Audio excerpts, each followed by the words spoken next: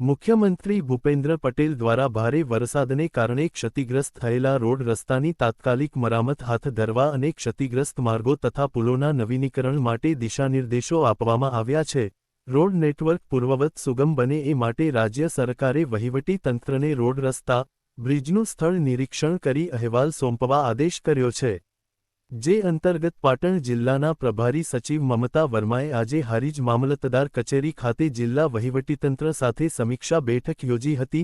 પ્રભારી સચિવ મમતા વર્માએ હારીજની જર્જરિત જૂની મામલતદાર કચેરી તથા શંખેશ્વર પંચાસર બ્રિજનું સ્થળ નિરીક્ષણ કરી વર્તમાન સ્થિતિની સમીક્ષા કરી હતી। પ્રભારી સચિવ મમતા વર્માએ બ્રિજનું નિરીક્ષણ સ્થળ તપાસણી કરી બ્રિજની વર્તમાન સ્થિતિ, બ્રિજ પરનો વાહન વ્યવહાર, લોકોની અવર જવરને લઈને અવલોકન કર્યું હતું। જિલ્લામાં જર્જરિત બ્રિજ સહિતની બાબતોને લઈને કોઈ દુર્ઘટના ન બને તે માટે સાવચેત રહેવા અને જરૂરી તમામ કાળજી લેવા સહિતની સૂચનાઓ ઉપસ્થિત તમામ અધિકારીઓને આપી હતી।